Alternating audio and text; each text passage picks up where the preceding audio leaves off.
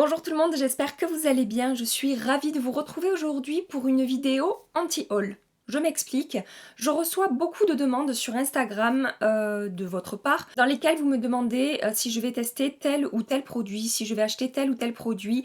Vu qu'il y a beaucoup de sorties et de nouveautés en ce moment, j'ai beaucoup de questions dans ce style-là et je me suis dit que j'allais vous faire une vidéo dans laquelle je vous présente les produits pour lesquels je ne vais pas craquer et pourquoi est-ce qu'ils ne m'intéressent pas. Une petite précision avant de passer à la présentation des produits, ce n'est pas parce que ces produits ne me plaisent pas à moi et que je n'y porte pas d'intérêt qu'ils sont nuls, que je ne comprends pas pourquoi ils peuvent vous intéresser. Je ne suis pas du tout dans ce genre de raisonnement-là, c'est vraiment très personnel. Ils ne m'intéressent pas, ils n'attirent pas mon attention, mais je comprends tout à fait que vous puissiez craquer sur ces produits, je comprends tout à fait que vous puissiez avoir envie de tester, d'essayer ces nouveautés. Donc voilà, aucun jugement, juste un petit partage, voilà, des produits qui ne m'intéressent pas, tout simplement. Donc évidemment, je n'ai pas ces produits avec moi. Ce que je vais faire, c'est que je vous insérerai à chaque fois l'image ici du produit dont je parle. Comme ça, vous pourrez vous faire une petite idée. Et je crois que j'ai tout dit, donc je vais m'arrêter là pour l'introduction. Comme toujours, si cette vidéo vous a plu, si vous avez passé un agréable petit moment en ma compagnie, évidemment, pensez à la liker avant de partir et pensez à vous abonner à ma chaîne si ça n'est pas déjà fait pour ne rien manquer de la suite des aventures YouTube. On se retrouve sur Instagram tout au long de la semaine et on se retrouve à la fin de la vidéo pour le bêtisier, hein, comme d'habitude. J'ai décidé que j'allais l'annoncer de temps en temps parce que je me dis qu'il y en a qui doivent pas savoir ce qui se passe à la fin de mes vidéos. Mais sachez qu'il se passe des trucs behind the scene. Donc la demande qui revient le plus souvent en ce moment, c'est savoir si je vais craquer pour la nouvelle palette Too Faced Natural Lust qui vient tout juste de sortir chez Sephora. Genre là, on est mardi, elle est sortie lundi soir. Donc c'est une palette qui coûte 59 € chez Sephora. Vous savez, ce sont ces grandes palettes. Je vous la mets ici. Oui, vous savez, donc vous voyez. Ce sont ces grandes palettes Too Faced. Ils avaient sorti une palette comme ça. Alors je sais pas si, je pense pas que c'était l'an dernier. Je pense que c'était un peu plus, voilà, il y a un peu plus longtemps. Et cette palette n'avait pas rencontré un franc succès au niveau de la qualité. Je me souviens que beaucoup avaient été déçus par cette palette. C'est pour cette raison-là en particulier que je ne vais pas craquer sur cette palette. Les teintes ont l'air très jolies. On reste sur des teintes assez faciles à porter, du neutre. Je vois qu'il y a peut-être une ou deux touches de couleur. Alors, ça aussi je tiens à le préciser, l'argument je n'achète pas cette palette parce que je peux retrouver les mêmes teintes ailleurs, si j'applique cet argument-là à moi-même, je n'achète plus jamais de palettes. Aujourd'hui, avec toutes les palettes que nous avons sur le marché, quand j'entends des personnes me dire oui non, moi cette palette elle m'intéresse pas du tout, je peux vraiment retrouver les mêmes teintes ailleurs, et que 15 jours après on craque sur une palette de neutre, non. Donc, même si je peux retrouver les mêmes teintes ailleurs, ce n'est absolument pas pour ça que je ne vais pas craquer dessus. Il y a d'autres nouveautés qui m'intéressent, d'autres palettes qui m'attirent un petit peu plus, donc je passe mon tour sur cette palette qui, en plus, je vous ai dit, la fois précédente, n'avait pas rencontré un franc succès au niveau de la qualité. Le deuxième produit pour lequel je ne vais pas craquer et pour lequel j'ai beaucoup de demandes, c'est la palette Tarte qui est sortie sur le site de Sephora. Alors, pourtant, elle a l'air, quand je regarde les photos comme ça, très jolie. C'est une palette avec un style un petit peu, peut-être pas aussi vif, mais dans le même style que la Riviera, dans le sens où ce sont des teintes un petit peu printanières, avec des fards un petit peu à effet très lumineux. Pourquoi je ne craque pas sur cette palette? Je vous avoue que j'ai pas d'argument concret, mais le jour de sa sortie, je sais pas, je suis allée voir un petit peu des swatchs sur internet, tout ça, et vraiment, j'ai pas envie d'investir dans cette palette. Je crois que ce qui m'a le plus freiné, c'est quand j'ai vu les swatchs des 4 fards lumineux au milieu. S'il faut, ils sont magnifiques, hein, des fois il ne faut pas se fier juste à ce qu'on peut voir sur internet, mais j'ai l'impression qu'ils sont peut-être pas forcément évidents à travailler, et je sais pas, j'ai pas accroché. Voilà, je n'ai pas accroché avec cette palette, je préfère une fois de plus investir dans d'autres palettes qui m'attirent un petit peu plus. Donc je passe mon tour. Donc il s'agit, j'ai pas dit son petit nom, c'est la Rainforest of the Sea. Toujours côté palette de fard à paupières, en ce moment c'est vraiment les demandes que j'ai le plus, c'est les fards à paupières. Je ne craquerai pas pour une palette qui est sortie il y a quelques temps maintenant de chez Kat Von D, qui est la Lolita palette. Alors oui, j'avais dit à certaines d'entre vous qu'elle était sur ma wishlist, que j'allais probablement craquer pour cette palette parce que vous m'avez toutes, mais alors toutes dit que la qualité de cette palette était incroyable. Je vous crois à 2000%, mais en fait ça m'arrive de temps en temps de faire ça, de me dire ah oui celle-là, au moment où elle sort, de me dire je sais pas, je la mets sur ma wishlist mais je pense que je vais craquer, je vais finir par craquer, je l'achèterai, je suis assez sûre de moi. Et puis, une fois la sortie passée, il y a d'autres choses qui arrivent sur le marché et en fait je passe totalement à autre chose. Et finalement je finis par ne pas acheter cette palette et c'est ce qui se passe avec la Lolita. Malgré le fait que les fards apparemment soient hyper crémeux, fondants, très pigmentés, faciles à travailler, que les teintes me correspondent, etc. Je pense que je n'achèterai pas la Lolita palette. J'ai oublié également chez Too Faced, alors je ne sais pas si cette palette va sortir en France, j'ai pas eu d'infos par rapport à ça, mais je l'ai pas mal vu passer sur les chaînes américaines, sur Instagram, etc. Il s'agit de la palette Pretty Mess, donc de Too Faced. Non, vraiment, cette palette ne m'attire pas du tout. Déjà, le packaging... alors c'est pas forcément un packaging qui fait hyper enfantin, mais les fards comme ça, rangés un petit peu dans tous les sens et tout, ça m'attire pas du tout. Vous savez, je suis plutôt branchée packaging Natasha Denona, packaging Marc Jacobs, des trucs vraiment hyper sobres, assez simples, mais avec un côté un petit peu chic, un peu élégant. Et c'est mon avis, évidemment, hein, c'est que mon avis. Pour ce qui est des teintes, je peux les retrouver ailleurs, donc cette palette ne m'intéresse pas. Je déconne. Parfois je me dis, il n'y a pas forcément besoin d'arguments hein, pour justifier qu'on va pas acheter un produit. Juste des fois on n'a pas le...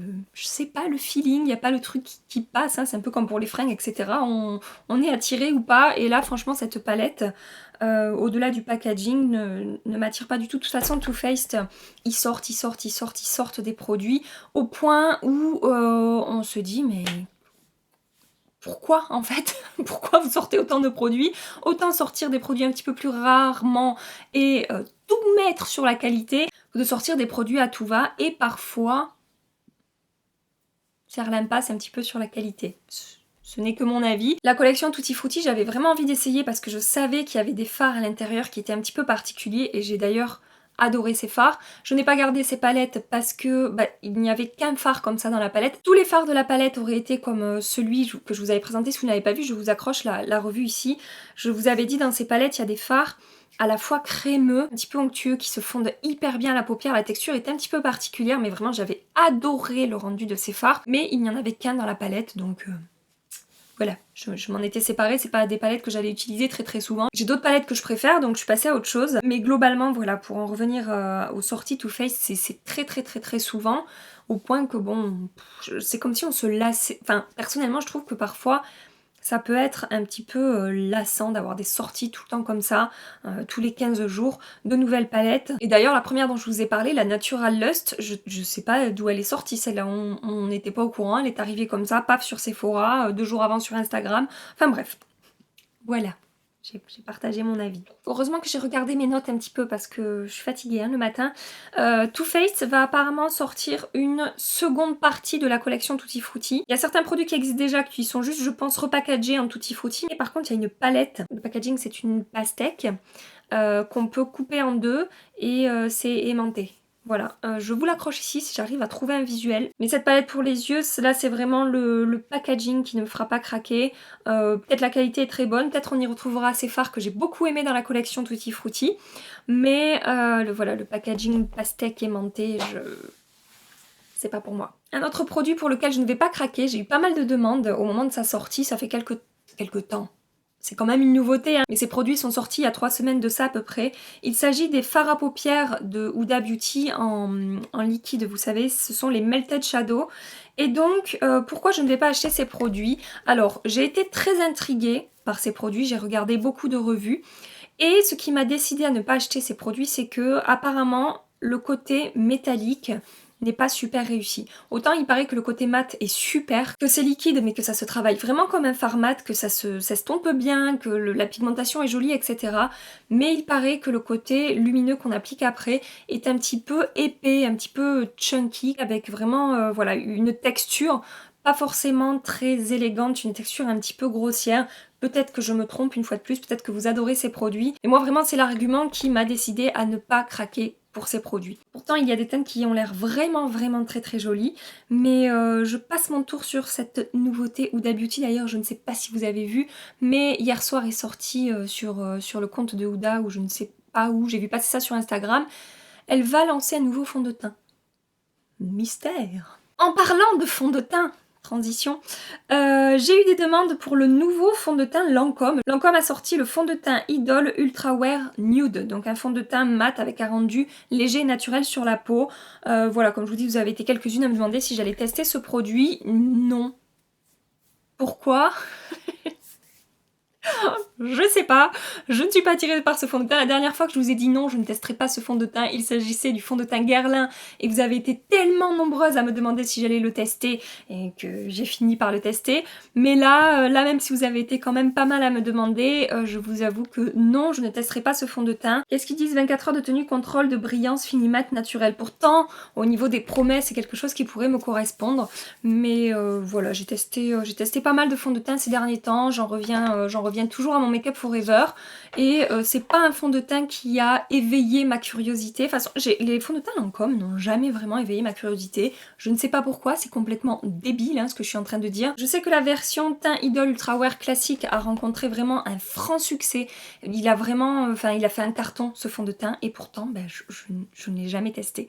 Voilà, donc pareil pour le nouveau fond de teint version nude, donc version beaucoup plus légère. Je ne le testerai pas. Je suis désolée si ce fond de teint vous intéresse et que vous vouliez avoir mon avis. Vous ne l'aurez pas. Côté rouge à lèvres maintenant, je ne sais pas si vous avez vu, mais Sephora a sorti toute une gamme de rouge à lèvres dans la gamme Sephora Collection. Ces rouges à lèvres sont déclinés en différents finis et différentes textures. Pourquoi je ne vais pas craquer sur ces produits? Pourtant, les packaging me plaisent, les teintes ont l'air vraiment très jolies. Donc là, c'est vraiment par rapport aux avis que j'ai pu voir par rapport à ces produits. Que ce soit sur le site de Sephora.fr, je trouve qu'ils ne sont pas très bien notés. Pas tous, ça dépend des finis, mais globalement, ils ne rencontrent pas un franc succès au niveau des avis. Et par rapport au retour que j'ai eu de votre part, il y a certaines qui m'en ont parlé et qui m'ont dit que vraiment c'était pas terrible, la tenue n'était pas très bonne. Et c'est souvent ce qui est revenu en fait, c'est le problème de la tenue. Au moment de l'application, ils sont beaux, mais ils ne tiennent pas, ils filent, ils dégoulinent un petit peu hein, autour de la bouche. Et du coup, pourtant j'étais intéressée par ces produits et c'est vous qui m'avez fait changer d'avis et les avis sur Sephora. Voilà, donc toute cette collection, toute cette gamme de produits chez Sephora, je passe mon tour. Produit suivant qui mérite sa petite histoire. Hier soir, donc lundi soir, là on est mardi matin, lundi soir je vous ai fait une story sur Instagram en vous disant que j'allais faire cette vidéo, que j'allais filmer cette vidéo des produits que je n'achèterais pas. Ce matin en me levant, j'avais pas mal de messages de vous où vous me montriez la nouveauté de chez Natasha Denona. Vous savez que j'adore cette marque, que ce soit les palettes de fard à paupières ou les produits teints que j'ai pu tester. Et donc Natasha Denona a annoncé apparemment dans la nuit sa nouvelle palette qui est la New All Natural Biba palette. Quand j'ai vu cette palette, je me suis dit non Gabi, tu n'achèteras pas cette palette. C'est un gros investissement donc je réfléchis quand même un petit peu avant d'acheter une grande palette de chez Natasha Denona. Mais l'argument pour lequel je n'ai pas envie d'acheter cette palette, en tout cas pour l'instant, c'est que sur les deux premières rangées, ce sont des teintes, donc c'est une palette de neutres, hein, vous aurez compris, mais sur les deux premières rangées, on est sur des teintes, au-delà d'être neutres, qui me font un petit peu penser au niveau des swatchs à ma palette Gold. Il n'y a que la rangée du bas qui change complètement de ce que je peux trouver dans ma Gold. Et puis, justement, en allant chercher les photos de cette palette pour vous faire cette vidéo, j'ai vu des swatchs. Voilà, et quand j'ai vu les swatchs, j'ai commencé à douter de moi-même, et j'ai commencé à me dire, non mais je peux pas passer à côté de ça. Je vous accroche la photo en gros plan des swatchs. Après, je vais quand même attendre de voir une revue ou deux, parce que les swatchs des marques sont toujours merveilleux sur leurs photos. Et puis après, quand on swatch nous-mêmes, des fois on se dit « Ah, en fait non, c'était pas ce qu'on m'a dit que c'était. » Donc je veux quand même voir de mes propres yeux, voilà, des revues, etc. Mais peut-être je vais pas résister. Voilà, je sens la faiblesse m'envahir et je sens que en fait, il y a moyen. Il y a vraiment moyen. Alors, mes notes, qu'est-ce que j'ai noté de plus? Ah oui, chez Kat Von D à nouveau, donc je suis désolée, cette vidéo n'a pas de sens logique, hein, je passe d'une marque à l'autre et puis j'y reviens et puis vous ne m'en voudrez pas. Donc Kat Von D a sorti deux produits que je n'achèterai pas. Tout d'abord une palette qui s'appelle la Vegan Love Palette, donc je ne l'ai pas encore vue passer en France, je ne sais pas vraiment si elle va arriver en France, mais en général on a tous les produits Kat Von D. Hein. Et donc c'est une palette, un mix en fait, qui dans le concept me fait penser à Anastasia Beverly Hills, la Riviera, puisque d'un côté on va avoir des teintes plutôt faciles à porter, un champagne un petit peu irisé, on va avoir des marrons, des briques, un doré mais assez discret, et à côté de ça on va avoir 4 ou 5 teintes beaucoup plus vives, beaucoup plus électriques, pour des touches de lumière plus colorées, pour des make-up beaucoup plus colorés. Voilà. Donc pourquoi je n'achèterai pas cette palette? Tout simplement parce que j'ai acheté la Riviera qui me plaît vraiment beaucoup, que je vais garder. Et donc, vu que quand même je ne suis pas une grande habituée des make-up vifs et colorés, hein, je suis beaucoup plus dans ce genre de make-up là, je n'ai pas besoin d'acheter 12 palettes avec des teintes électriques et des teintes vives. Après c'est toujours pareil, il faut se faire son propre avis, il faut tester par soi-même hein, pour pouvoir dire si oui on aime ou non on n'aime pas. Aussi jolie cette palette soit-elle visuellement, je vais pas investir dans des milliards de palettes avec des tons vraiment très vifs et très colorés. Je ne m'en servirai pas. Et vu que j'ai décidé de ne pas garder forcément les produits dont je ne me sers pas, voilà, je ne la testerai pas. Et donc deuxième produit que Kat Von D a sorti, c'est sorti là la semaine dernière chez Sephora, elle a sorti des poudres pour le teint. Je ne testerai pas ce produit tout simplement parce que au niveau des produits teint que j'ai pu tester chez Kat Von D, l'anti-cerne ou le fond de teint, alors le fond de teint je l'avais eu en échantillon, l'anti-cerne je sais plus comment j'ai pu le tester, je l'ai pas acheté mais je crois qu'on me l'a prêté ou je l'ai emprunté à quelqu'un, je ne sais plus, bref. Et non, ça n'a absolument pas fonctionné sur ma peau.